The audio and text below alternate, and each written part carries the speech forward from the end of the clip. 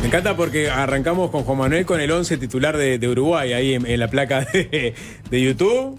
Digamos, estamos en un mix entre la previa de Uruguay contra Paraguay y este espacio de litigación retórica que tiene a Juan Manuel González como su protagonista. Es una buena previa para el partido, me parece. Sí. Tenemos hoy un invitado especial, invitado ilustre, como todos los invitados que han venido a esta columna, Matías Jackson. Es abogado, máster en propiedad intelectual por la George Washington University, especializado en sistemas de información y gestión de empresas de tecnología de la información. Y es profesor adjunto de Derecho Informático de la Facultad de Derecho de la Universidad de la República. Bienvenido, Matías. Muchas gracias por la invitación. Bueno, bien. Ya fue referenciado en la columna pasada, ¿no? Ya fue referenciado en la columna pasada, escuchamos unos audios de él. ¿A vos te gustó que se apellidara Jackson? Me acuerdo que a vos, Sapo, te había gustado tener el doctor Jackson. Sí, me pareció tremendo punch, ¿no? Bien. El apellido.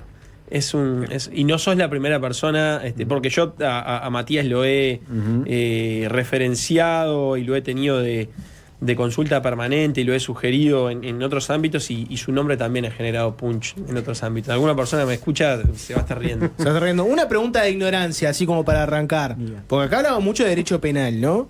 ¿El derecho informático qué vendría a ser? Porque si uno piensa, no sé, delito penal, llamó abogado penalista. Pero si es un delito que viene del lado del mundo de la informática, la tecnología, ¿llamo al abogado de informático o qué? Bien, hay como la tecnología es transversal, también dentro del derecho informático hay diferentes ramas. Tenés a quien se dedica a penal y se encarga de delitos tipo ciberestafas, delitos sexuales como los que conversamos en la sesión anterior. Y también tenés gente que se dedica a propiedad intelectual en Internet, temas de derecho a autor de marcas en Internet, protección de datos en Internet. Hay como un universo que se abre dentro del derecho informático y después cada uno toma para donde más le convenga. El que sabe derecho informático tiene que saber un poco de muchas otras cosas también. Sí, hay un fuerte componente técnico, ¿no? Tenés que saber por lo menos la parte técnica para luego ver cómo aplicar eso, traerlo al derecho, a la regulación. Y desde el derecho penal, desde el ejercicio del derecho penal, como desde el ejercicio de muchas otras ramas del derecho, en muchas ocasiones precisás nutrirte de los conocimientos de otras áreas del derecho. Para determinados casos precisás saber algo de derecho sucesorio, para determinados otros algo de derecho administrativo, para otros algo de derecho laboral también. Y ahora cada vez más en muchos precisás tener algunas referencias de derecho informático. Yo cada vez que las preciso lo llamo a Matías directamente. ¿Le cobrás o no? No, es un amigo. Así no hay negocio. Si les parece, para entrar en el tema de la columna de hoy, que es el deepfake pornográfico, empezamos con un video cortito, que es una noticia que nos puede resumir un poco por dónde va. Este video me lo había pasado Juan Manuel preparando para la columna. Para la gente que pueda, vayan a la transmisión de YouTube, al canal del Sol en YouTube. Ya le dejan su like, se suscriben, hacen todo lo que tienen que hacer.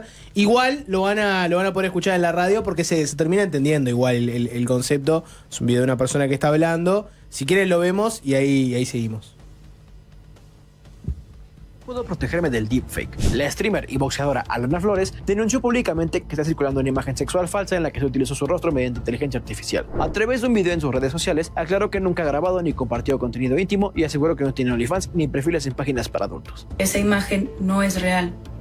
Nunca me la tomaron y nunca pasó. Expresó visiblemente afectada. Alana aseguró que tomará acciones legales contra quienes hayan creado o difundido el contenido falso y pidió no compartir ni replicar ese tipo de ataques. También habló del impacto emocional que ha sufrido. Soy una persona muy sensible, me cuesta levantarme, pero seguiré adelante porque esto lo hago por mis sueños. La joven finalizó el mensaje diciendo que no se dejará derrumbar y que seguirá enfocada en sus proyectos personales y deportivos. ¿Crees que la ley deberá actuar con más fuerza contra quienes usan IA para crear contenido falso?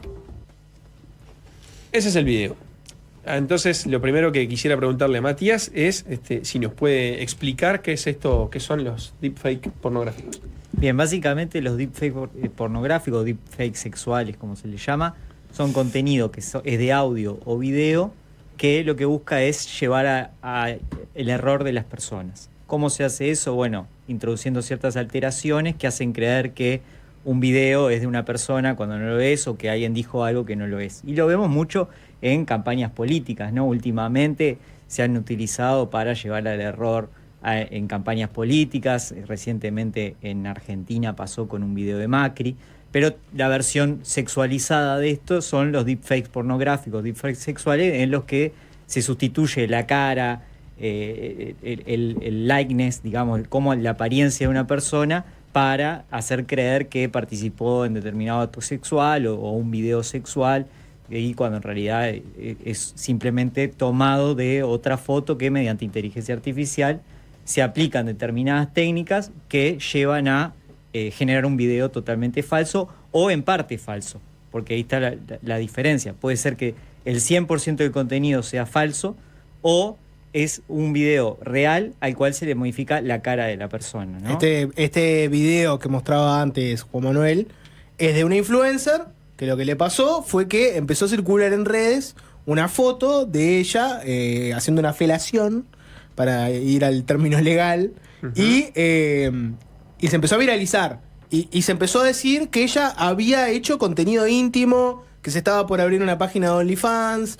o que se había filtrado un video sin su consentimiento, pero en realidad no era ninguna de esas explicaciones. La explicación, ella después lo dio, fue que alguien, aprovechando que ella es una persona que es muy filmada, porque como es influencer, hay mucho video, muchas fotos, agarró material de ella y con inteligencia artificial lo alteró. Exacto. Una pregunta que parto de la base de reconocer, me imagino, la dificultad de la respuesta es cómo hacer para distinguir cuando un video de este tipo, una foto de este tipo, es real o es hecha con inteligencia artificial. Bueno, eso es cada vez más difícil además, ¿no? Porque cada vez las técnicas de inteligencia artificial son más difíciles de detectar. Antes, capaz que una tecnología de estas estaba limitada al cine, ¿no? O a cuestiones muy profesionales. Hoy está al alcance de todos y con una aplicación en el celular podemos generar este tipo de contenidos. ¿Cómo detectarlo? Bueno, ahí hay pequeños detalles a los que uno puede prestar atención para tratar de detectar. Por ejemplo, la sincronización de los labios. Esa es como la más básica y es la primera medida que uno ve si hay algo raro en los movimientos de los labios o de los párpados. Los deepfakes generalmente o parpadean mucho o no parpadean. Eso permite dar una idea de que estamos frente a un deepfake. También se ve los bordes que sean difumados o que haya alguna inconsistencia, por ejemplo, en las manos, que hay deepfakes que tienen 4 o 6 dedos, por ejemplo, y ese tipo de detalles a uno le permiten darse cuenta que no estamos ante un caso real. El video, hace una semana, por ejemplo, se viralizó un video de un canguro que quería... que le negaban subirse a un avión, que la dueña, la propietaria de este canguro quería subir, había pagado el ticket y peleaba con la aerolínea para subir. Se hizo muy viral en internet y era totalmente falso y llegaron a detectarlo gracias a las sombras. Había inconsistencias en dónde estaba la luz del canguro y de las personas que estaban alrededor. Entonces, con esos pequeños detalles uno se puede dar cuenta. Pero repito, cada vez es más difícil darse cuenta, ¿no? Claro, y aparte hay gente que no le interesa que sea falso. Al que lo hace no le interesa. Y al que lo consume también capaz que no, ¿no? Evidentemente. O sea, le generaste una fantasía en imagen. En el caso de las digamos, de los deepfakes pornográficos. Bueno, ese que mencionábamos antes, que es el de Alana, ¿no? La influencer que mencionábamos, que dicho sea de paso, es la pareja de Sebastián Cáceres, ¿no? Hablando de todo un poco, me pasaba Juanjo ese dato que yo no lo tenía. El problema que se da ahí también, que está bueno charlarlo contigo, Matías, es... A mí me pasa esto, y uno casi siempre piensa, el derecho va al país en donde estás. Pero el problema con estas cosas es que son como transnacionales. El día de mañana me lo viraliza un video un mexicano, un peruano, un boliviano, un uruguayo. Si yo contacto a un abogado de Uruguay, ¿qué chance tiene de lograr bajar un video de estos en una persona que está en el otro extremo del mundo y capaz que ni le importa nada? Y lo vas a contactar y no te va a dar mucha bola. Ahí tocaste dos temas que teníamos, por los que tenemos que pasar, que son súper importantes, claramente. Uno es el de la territorialidad para la jurisdicción, quién lo puede juzgar. Y el otro, se me escapó, pero lo decías ahí. La cooperación internacional. La de cooperación internacional, sí que son cuestiones que se resuelven desde el derecho penal internacional, pero nombrabas algo más. Claro, ¿y qué pasa con las personas que las contactás y no te van a contestar nada? Claro. ¿No? Está ese tema también. El otro tema era, después, cuando lleguemos a la conclusión de que desde el punto de vista penal no tenemos hoy una solución clara, o por ahí no la tenemos, si es que el derecho penal tiene soluciones de algo, una pregunta de cierre para Matías era qué medidas se pueden tomar, así como hablábamos de las medidas que se pueden tomar en los casos de contenido real, en la columna pasada, ¿no?, que hablamos de sexting y sextorsión y casos real, cuando empieza a difundir una información, y Matías por audio nos daba algún instrumento, alguna herramienta para detener la circulación. Bueno, pensaba hoy terminar en eso también. Vamos a arrancar con la territorialidad si querés. Bueno, ese es uno de los grandes problemas. Si partiéramos de la base de que estamos frente a un delito, ¿no? Para estar frente a un delito, lo primero que uno tiene que tener es una norma creada que tipifique esa conducta como delito. No hay un delito de deepfake pornográfico en Bien. nuestro código, ¿no? Ese es el punto número uno, entonces. O sea, nosotros acá tenemos... Yo vengo en este ciclo de columnas de delitos sexuales en todas marcando el deslinde de lo que no estamos analizando, porque se me facilita un poco, y siempre estoy haciendo el recorte con las personas menores de edad. Sí, con las figuras previstas en la ley 7815 se podría criminalizar esto cuando estamos hablando de pornografía infantil aún creada de manera artificial. Pero lo que no tenemos es una norma más allá de las personas menores de edad que criminalice específicamente, al menos, estos casos de deepfake pornográfico. La ley de género, la ley 19.580, tiene un artículo 92 que dice: el que difunda, revele, exhiba o ceda a terceros imágenes o grabaciones de una persona con contenido íntimo o sexual sin su autorización será castigado. Entonces, acá que uno podría discutir si es de esa persona o no es de esa persona, bueno, el estudio que yo, al que yo accedí, académico, sobre esto, enfatiza en decir, no, tienen que ser imágenes de personas reales. No, esta norma no es suficiente para sancionar imágenes creadas de manera falsa.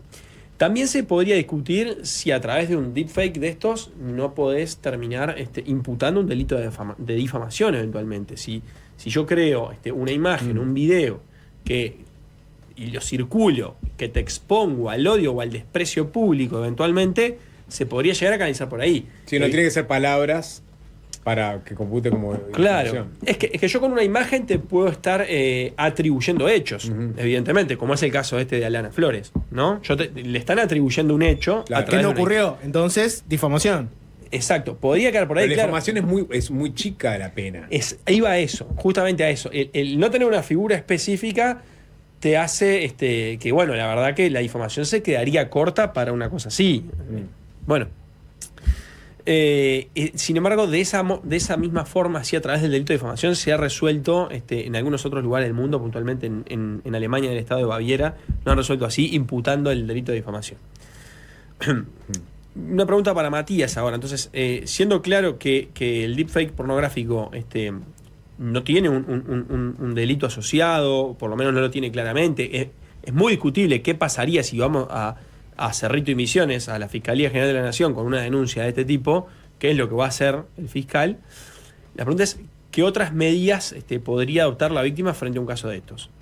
Bien, ahí capaz que abro un paréntesis que no es delito, o por lo menos no está claro acá en Uruguay. Hay otros países que sí han avanzado en aprobar leyes directamente dirigidas a castigar, ya sea la producción o la divulgación de contenido así alterado mediante inteligencia artificial. Porque ahí también hay una pregunta de política criminal.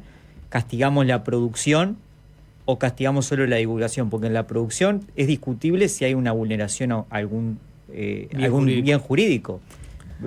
Sapo, decías, estás creando una fantasía. Bueno, es una fantasía y si la mantengo dentro de mi ámbito privado, podría no llegar a dañar a nadie. Es una discusión, por lo menos en términos de política criminal. Si yo creara un deepfake de una persona pública, pero no lo divulgo con nadie, lo consumo yo en mi casa, no accede nadie, ese es un tema. Otro tema si yo lo hago público en una red social para el consumo de todos. Exacto, que ese punto está tratado y resuelto en materia de personas menores de edad, que la simple creación de contenido pornográfico, sexual, utilizando personas menores de edad, ya es delito. Claro. La simple creación. Acá sería una cuestión de política criminal a discutir, evidentemente. Que algunos países sí han avanzado en eso, otros han dicho no, solo la divulgación, solo si esto circula y realmente daña el honor, el orgullo de la persona, la privacidad sexual, etcétera. Bien. ¿Hacemos una tanda, les parece, y seguimos? Muy bien. Sí, claro. Ya está en Fácil desviarse. Deepfakes en el mundo legal. Sí, nos quedaba pendiente la respuesta de Matías frente al escenario que planteábamos de que no tenemos una regulación penal específica. Es posible que el derecho penal no nos dé respuestas frente a una víctima de un deepfake pornográfico. Entonces la pregunta de Matías era, bueno, ¿qué otras herramientas podría llegar a qué otras herramientas podría llegar a recurrir una víctima? Bien, ahí, bueno, primero que nada hay que tener un balance entre la denuncia, que puede terminar jugándonos en contra por el efecto de difusión que eso puede llegar a tener. Eso se llama efecto Bárbara Streisand, por un caso de Bárbara Streisand en su momento, que generó más repercusión que lo que el original había tenido. Entonces ahí hay que tener un cuidado sobre cómo responder a eso y si conviene denunciarlo. Si se denuncia, la policía tiene acceso a herramientas informáticas que analizan el contenido, verifican que es falso y pueden llegar mediante metadatos a saber el origen o por lo menos tener indicios de la IP de la que se compartió, qué aplicación se utilizó, cuál fue el punto de origen. Eso, digamos, desde el ámbito penal, fiscalía o policía. Después, otras herramientas que uno puede recurrir son, fuera del ámbito penal, la protección de datos personales.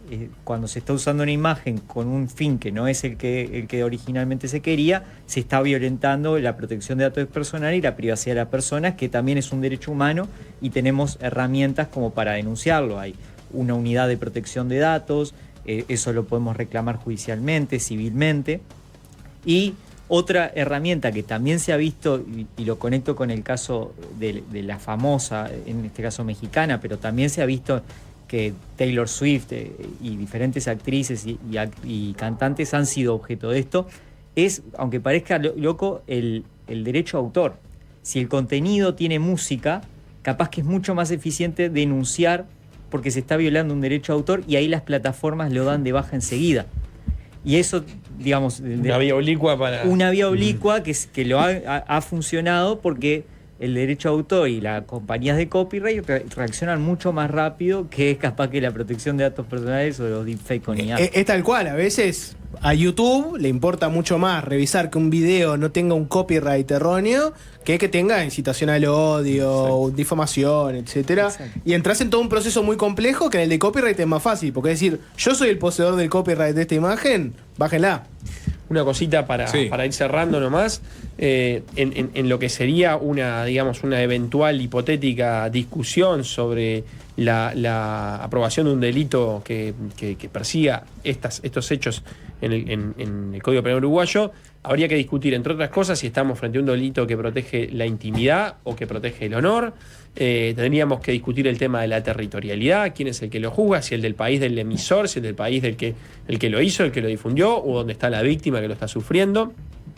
Si no, sería mejor limitar a deepfakes denigrantes, porque los pornográficos podrían eventualmente no ser denigrantes y no causarle ningún perjuicio a la víctima, entre comillas. Y quería leer una propuesta, porque en la vecina orilla están con este mismo problema del eje Ferenda, estudiando una posible solución a este problema, y unos autores, los que se les encomendó estudiar el punto, elevan esta propuesta. Dice: el que deshonrare o desacreditare gravemente a otra persona, poniendo a disposición de un tercero imágenes o videos producidos o modificados por medios informáticos y que den la impresión de ser fieles a la realidad del aspecto, comportamiento o manifestaciones orales de esa persona, será castigado con prisión de XXX. Bien, hagamos el copy-paste y incluyámoslos en nuestro copy-paste. Creo que es una buena solución. Ya está, ¿no? O sea, listo, tanta columna. Cuando le hicieron los vecinos Cerrar argentinos. con eso. Juan Manuel Matías Jackson. Muy bien. El hombre del momento. El hombre del momento. Por lo menos en materia de nombre. Gracias por esta columna, y a Juan Manuel lo vemos. Gracias por recibirnos como cercano. siempre, y bueno, nos vamos a ver el partido. Sí, está el Juega Gonza Uruguay. Delgado respirando en la nuca. Se viene la previa de Uruguay contra Uruguay. ¿Contra quién? Uruguay. Es Uruguay y Paraguay es Uruguay. Y los dos van a clasificar. Ese es mi pálpito. Chau. Muchas gracias. Fácil desviarse.